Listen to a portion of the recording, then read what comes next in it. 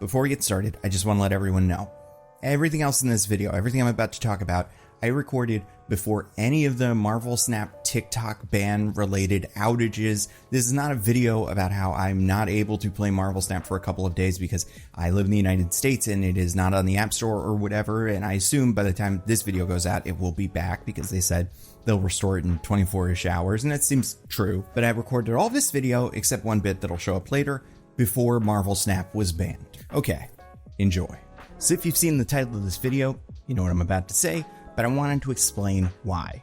Because I've been making Marvel Snap videos for the last year, almost all of the year of 2024. I was making a video a week, sometimes more than that, about a character who is being introduced into the collectible card game, Marvel Snap. I was talking about their origins, I was talking about what that character's like, who that character hangs out with, and then comparing that to the Marvel Snap card, talking about how that character is reflected in Marvel Snap. Mostly because, and this is why I started doing these, I had a lot of friends who were playing this game who started getting cards or started getting nameplates or seeing variants that would go, hey, wait, is Thor a frog? And I want to go, oh yeah, it's a whole thing. It's this fun story where he got turned into a frog by Loki, and then he met another guy who was a frog, and I would like to explain those to my friends. I had a good time with that. So then I realized, like, I'm already having these conversations. I know a lot about comics. I don't know everything about comics, but I like reading them, and this will give me a good excuse to read more comics. I can make these videos weekly so that other people that are playing this very popular game who are having these questions, because I saw them on the Reddit and on Twitter and stuff like that, will have an answer. I had a really good time making them, and most importantly, I really appreciate everybody in this community, in the YouTube comments, Reddit comments, you know, Blue Sky, Twitter, all that stuff, who would say something like, oh, that's so cool, or thank you for making these videos. I really appreciate that people are watching them. My hope for this was always that people would use these videos as a springboard. You would see a character in the game you were playing, and players who I saw playing this game on the internet, like the streamers, would be mispronouncing the names of cards. And I don't want to call any of them out because honestly I can't remember any of them specifically, but there was one who called Magneto Magento, and I was like, oh my god, I took for granted how many people know who any of these guys are at all, because Magneto is like, I don't know, I thought Magneto was a household name. But anyway, there were people that were just coming to this for the card game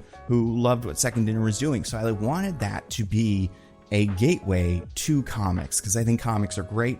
Marvel comics, DC comics, obviously this was just Marvel, but using this to say, hey, you think this character is cool or you like this art? There's a book that's just that.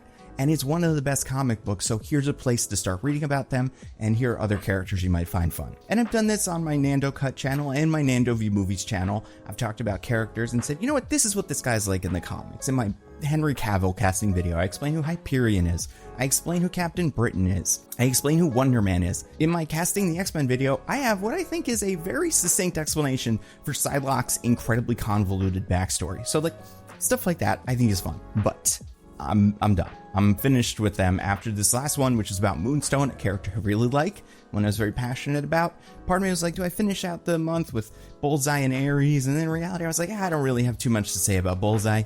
He's a sociopath who wants to kill everybody. And Ares is interesting. We'll say Ares is cool because he is a character who believes he is kind of like Thor. Like, he believes he has a lot of honor, but at the same time, he's more bloodthirsty, so he finds himself on the side of villains a lot. But he's not like a terrible guy. Like you see at the end of Siege, he will switch sides if he gets some sort of revelation. Like, oh, these are the bad guys. Man, I made a mistake. Anyway, and I thought about continuing doing these for the Captain America crossover season. And honestly, I might just make those videos, not every week, but like a Who is Joaquin Torres video, because that character is pretty unknown in the comic community because they're relatively new and they don't show up in like every book. But I'm definitely not doing every character that's in Snap because I have 3 reasons why I'm not doing it. First reason, simplest reason, they just don't make that much money. Like, I don't want to get into details that honestly I don't even know, but I can just kind of tell based on the view counts. Some of them do okay. I think my highest one right now is probably the Wiccan video, which makes sense because it came around right at the same time as that character was really coming up with Agatha all along. But like, I don't think I've had one that breaks 50,000 views, which isn't terrible, but like 50,000 is something that I would easily see on some random video about a piece of casting news for the Superman movie or something like that. So in reality, these are not my most successful videos. On the other hand, they take some time to make, and they take me and my editor and my writer who is helping me like prepare these dossiers on these characters. All of us, it takes us time and money to do that. Time and money that we could be spending doing other things. Like other videos, or even like, streaming. If I wanted to get into streaming, that is something I could do at that time. So right off the bat, they're not incredibly valuable, and that's like reason number one. Second reason, and this one's a little specific to what's coming in the future. Next season in Marvel Snap, it's Brave New World, like the Captain America movie. So you got Thaddeus Ross, you got Red Wing. Those are characters that I do think I could make videos about. And I do think because of the synergy with the movie, those will probably do okay. Next month, March, the Daredevil show comes out. So I'm thinking, all right, so that means March is probably going to have like a card for Muse and a card for Foggy and for Karen Page and maybe White Tiger Sr., maybe some other cameo character. That made sense to me. And maybe that will happen in April. But between February and April, there's a season that is the Avengers 10,000 BC comic. So all these Avengers from like prehistoric times, versions of characters you're familiar with, like the Phoenix or the Hulk, kind of. And while I think those are interesting, those videos definitely will not get views. Those characters are very specific. And that's kind of the problem with this is you're at the whims, if you're me as a content creator, of like assuming that this content you're going to make is based on what another company is doing, and you have no control over that. And also sometimes they will put out, a Savage Avengers season when you think they'd make a Daredevil season. But that, if anything, was just like the last straw and like oh right, this is a great time right now to be done. But reason number three that I think is more important, and this is like something that I think about a lot. I've played this game since the beginning, so I have most of the cards, which is something that for people that don't play the game, you have to earn the cards by playing and earning credits, and then you can buy some of the cards. But also, if you want, you can pay for more cards. You can give them money, and then you can use that money to buy the cards. Now, I remember when the system to buy these, the collector's token system, went into effect. I didn't love it. I was originally like, this isn't great. But I do think, overall, for someone like me, who has always been sort of caught up, and has always played the game pretty regularly so that you get all the rewards that come with just playing the game, and someone who doesn't mind spending $10 a month on the season pass, I don't think I have had too much trouble keeping up with all of these new releases. And I don't mind playing stuff like Deadpool's Diner or High Voltage to get an extra card. I think that's cool. But what I have seen, and what kind of bugs me, and when I made these videos, like I was thinking, these people that are playing the game that will be interested in the characters in the game, and then they will go read the comics. I want to be a gateway to the comics. And in reality, it seems like the opposite happens sometimes. People would say, oh, I watched this video and now I'm really into Marvel Snap. And I would be like, cool, that's great. Probably don't want to spend a ton of money on the game though, because if you're new and you want to keep up, if you want to be competitive and you want to have fun, which I think comes with winning. I think if you're not winning a game like this, you're not having fun. Not what you have to win all the time, but like there's a balance there. If you want to do that, you're pretty much guaranteed to have to drop some pretty serious cash on this game. And I've never been a big fan of mobile games. To be honest, this is like the first one I've ever played. Now we got the Pokemon Pocket, but I'm not really as into that. And I don't think I'm going to quit playing the game myself. But I just want to say, this game that I've been playing, Marvel Snap, the only one I am an expert in, I have seen it change over time in a way that feels somewhat predatory in creating this FOMO where it's like, oh, you got to get this card now, so you have to put money into the game so that you can get it because maybe it'll be great. And that feels bad for a couple of reasons. One, like card acquisition, I'm sure makes them a lot of money. So like, I don't expect them to just give them all away for free. But as they've started pumping more and more cards out, they've had a lot of people, and this happened very recently, complaining about card acquisition, saying if you are new, there is no catch-up mechanic. There is no way to get involved besides just paying a lot of money. And if people like this game, which people like myself like enjoy playing it, we want there to continue to be people playing it so that it continues to exist. And that won't happen if we're not getting new players, or at least that is one way to do it. You can grow the player base, get more players, get more money from them, and then continue to fund the game. But I guess the only other way you could do this is you get some new players, but fewer, who spend a lot of money to get onto that track. And I'm not saying that Second Dinner necessarily is worse than every other company that is making mobile games. And like mobile games, we've seen so much data on this, they hack your brain to make you want to spend money. And they have so much control over that with like notifications and card prices. And now like Marvel Snap, which is doing something that I had not seen before. And I hadn't seen in Marvel Snap until very recently. Let me show you what I mean. I'm gonna open up my app right now, because like I said, there's some cards I don't have. So if you go to the store, where you would buy new variants in one of the 5 different kinds of currencies. I don't know why every one of these games needs like 8 currencies. Even Marvel Rivals has like a blue currency and a gold currency. And I know they're different, but I do not understand why there are two. Because one, you just convert into the other one, but it's like, well, what else would you convert it into besides the currency that it is? Anyway, right now on my home screen, there is a special offer, which is for me, and it says this on the little thing, it says for you, for a Series 4 card, Hercules. And Series 4, by the way, like Series 1 through 3 are free. You can earn them from playing the game, and you will just get them as you play. And that's like most of the cards, or at least it was most of the cards. Series 4 and Series 5 are the ones they release that are new, and then they kind of deprecate in value and eventually become Series 3, or at least that was what they used to do. And that was how you would expect people would catch up with this game, is that the Series 3 pool would get bigger, a person would play a lot, they would earn more cards, and then they would catch up to the point where they have all the free cards, and then they need to pay for future cards or just continue playing and wait, and then they would get those cards in like 6 months or whatever. Anyway, a Series 4 one is A, likely to become free sooner, and B, costs fewer collector's tokens than a Series 5 card. Now, what designates what's a 4 and a 5? What you would imagine this would be. Every card releases Series 5, and then maybe halfway through the life cycle, they drop down to Series 4. They're a little bit cheaper. These are cards that people are probably more familiar with. There's a little bit less FOMO attached to them. And then, half of the time later, they just go into the free pool. That would be how you'd expect it to go.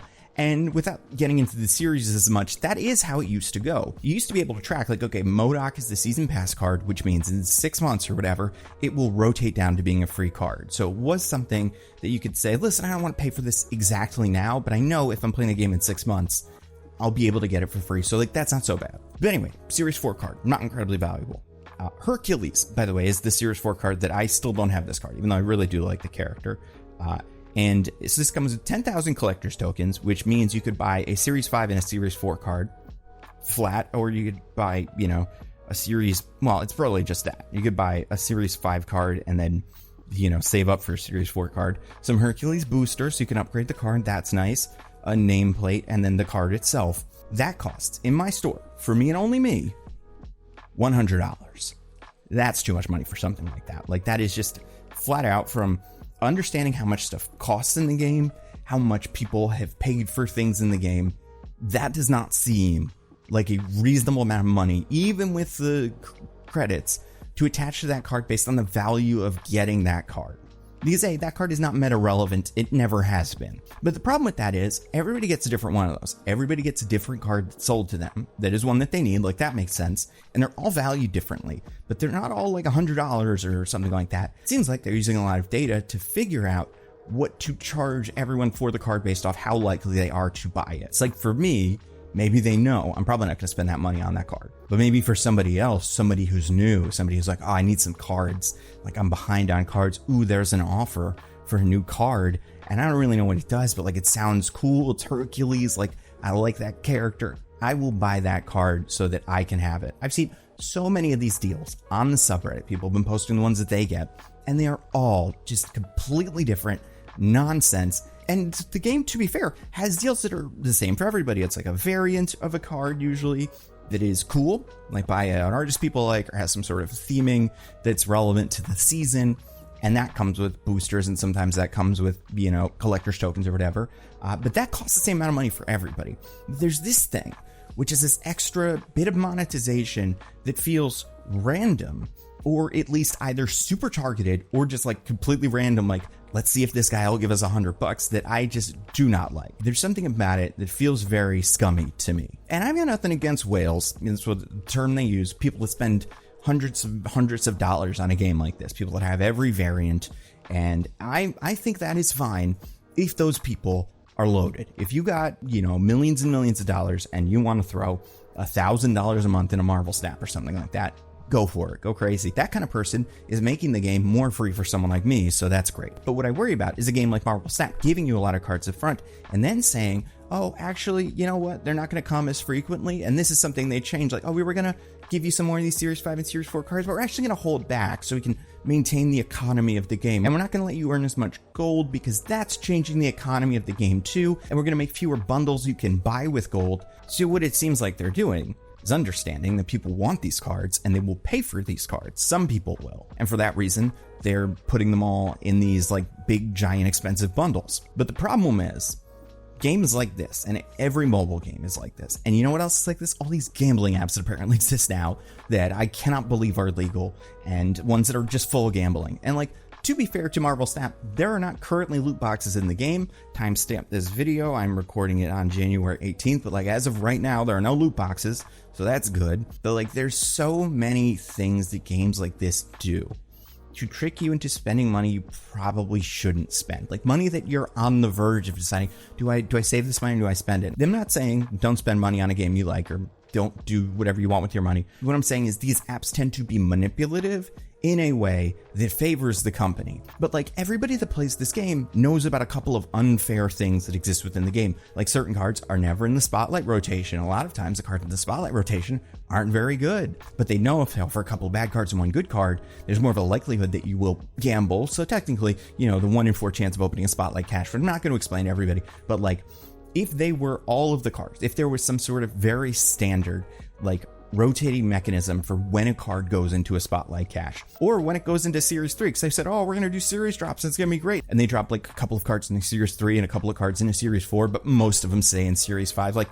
if you play this game and if you played it for the whole time, you know that this is a change that they made deliberately. And I'm sure there's potentially a reason that's like, oh, we've noticed that people spend more time on the game and people have more fun on the game if they get fewer cards, which seems possible, I guess. However, there's the far more likely theory that the business side of the company was like, hey, you guys are giving away too many cards for free.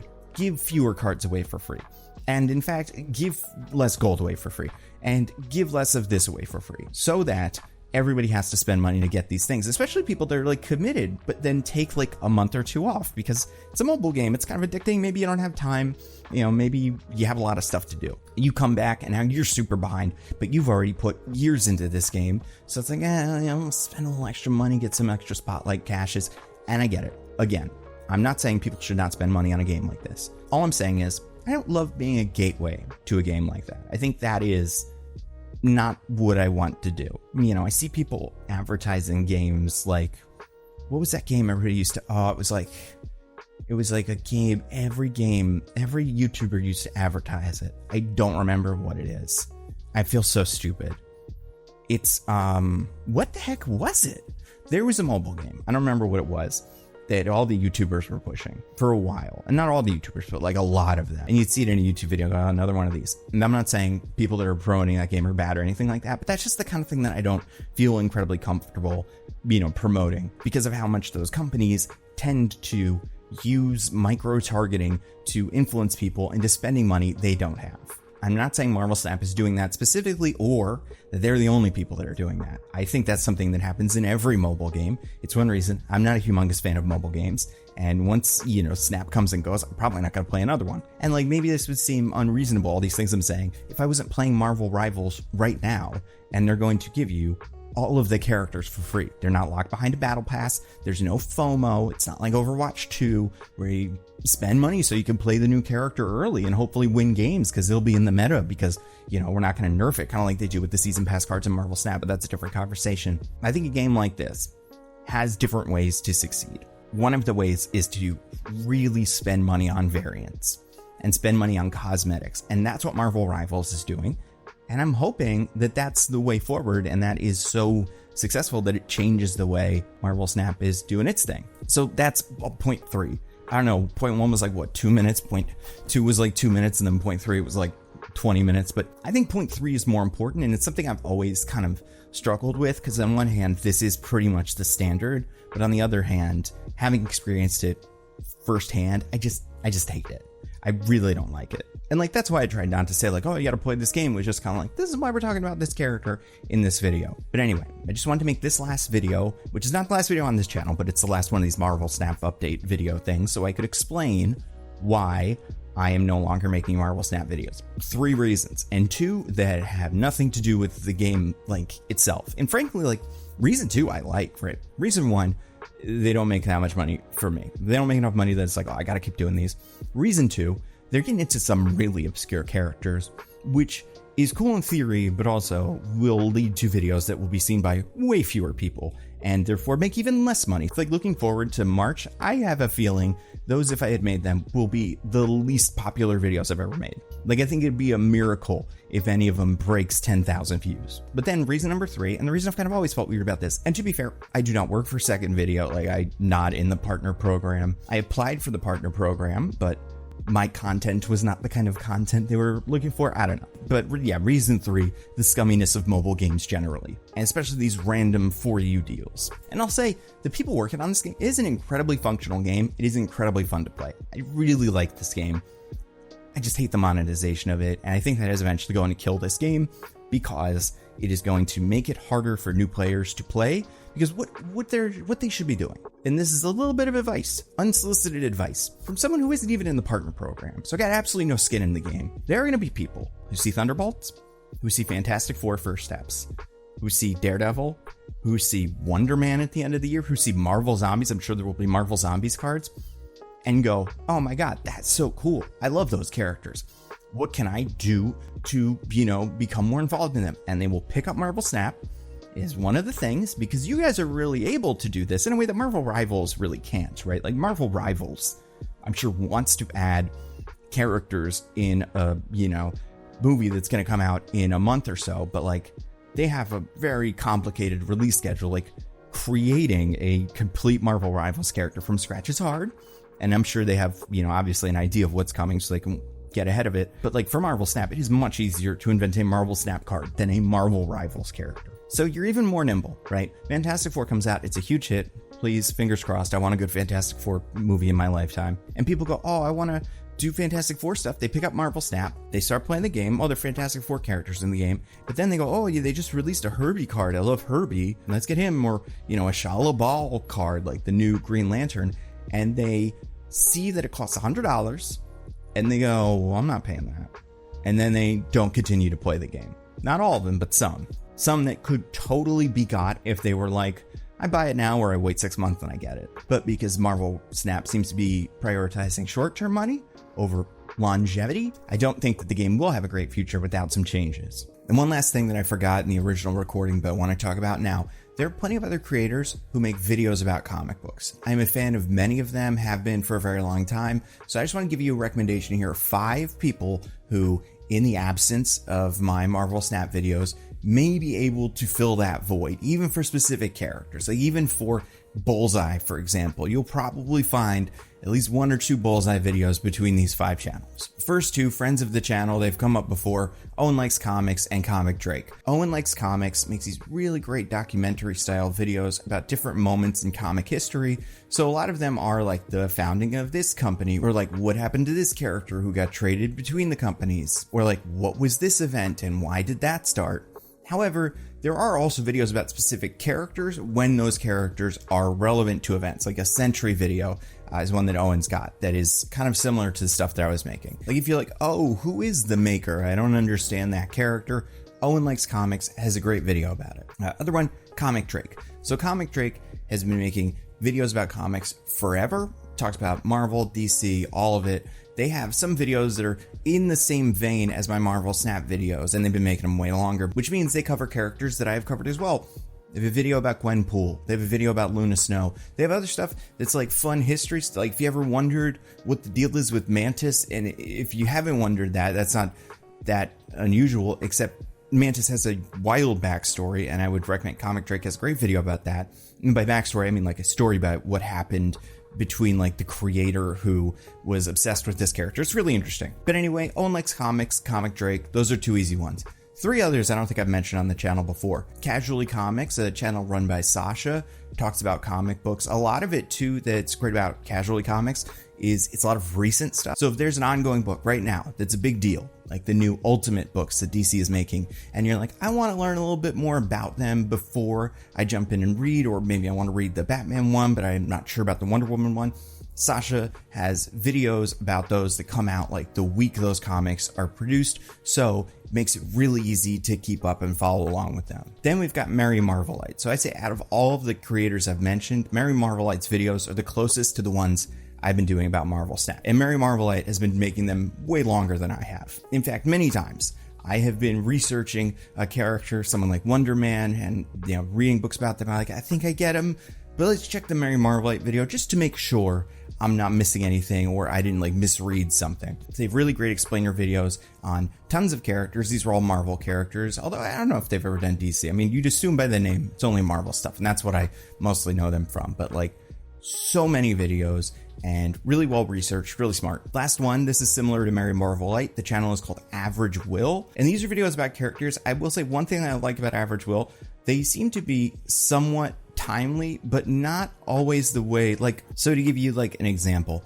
Average Will has a video that is Average Will has a Moonstone video, so that came out 2 weeks ago. I had not seen that until just now looking for it, so that's cool. I wonder if they covered it, I imagine they covered it slightly differently, but curious to see what's in there. But when Venom came out, Average Will had a video about Null, but a lot of people have videos about Null. But Average Will also had a video about Toxin and one about Rex Strickland, the character that eventually was played by Chiwetel Ejiofor, and a character that very few people know. Made a video about Red Ghost and the Super Apes, who's a character that is rumored to show up in something soon. So if you see a rumor like that and you're I don't know who that guy is, it seems and I don't know if this is Average Will's philosophy, but if you wait a little bit, there's probably going to be a video about that pretty soon. And they're very comprehensive. I like them a lot. So those are 5 creators. Owen Likes Comics, Comic Drake, Casually Comics, Mary Marvelite, and Average Will. And there's so many great creators all over YouTube. I assume other platforms, but YouTube is where I watch them mainly. So there's many more. You can put them in the comments. Maybe I'll put them in this description, but definitely those 5 will be linked in this video description. I would say you don't even have to watch a video right now. Just go subscribe to all 5 of them. And then, as you go on your comic journey, and if you're ever who's this guy?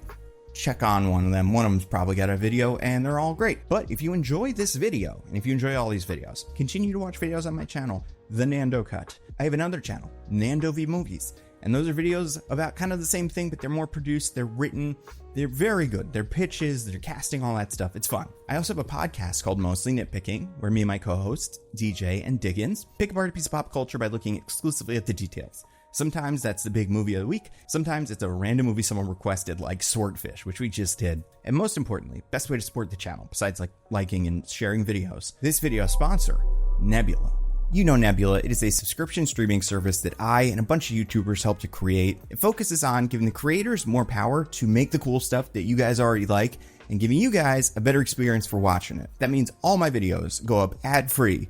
Some of them are early. The Nando V Movies videos are early. The Nando Cut videos are a little early, but they're not as early because they're a thing that happened yesterday usually. We curate different video lists based on what people are talking about. So if you're watching that new Dune show, for example, and you want to watch some videos about Dune, we've got a bunch of those. We make that really easy to find. You can just watch that. We also have Nebula Originals. So these are all kinds of things. We've got a pro shoot of a play by Abigail Thorne. Patrick Willems has made a Christmas special. His full-length feature film about an evil coconut. He's got a new short film coming out with a cast full of actors like Zach Cherry, who fans of this channel, I mean, you know him from so many things. Perhaps he has been in Severance, he loves Severance, Fallout, but I mean, realistically, a good portion of you know him as the guy who tells Spider-Man to do a flip, or the guy who was taping the Shang-Chi fight. But either way, he is in this, and that is something you can only watch on Nebula. Tom Nichols just made a documentary about gerontocracy, about how boomers have changed the world and government, and is it good, or is it even really a thing? A subject that has only gotten more relevant since this documentary came out. We have so many other cool things I think you guys are going to love. You'll find out about them soon. And I always say, a year of Nebula is a steal at $5 a month or $60 a year. But if you use the code TheNandoCut at checkout, you can get a year of Nebula for $36. It's a great deal. Check it out. Go to go.nebula.tv/TheNandoCut. Use the code TheNandoCut at checkout. I guarantee you'll find something cool you're going to like. So thank you so much for watching. Thank you for coming with me on this journey over this year. And I hope you stick around for all the other cool stuff we're going to do, because we got a lot of comic book stuff, and maybe even other movies are going to be released this year. I've heard rumors that they might make movies that don't have superheroes in them. I cannot confirm those rumors, but I'm very excited to see how that plays out. That's all I got. Stay safe. I'll see you next time.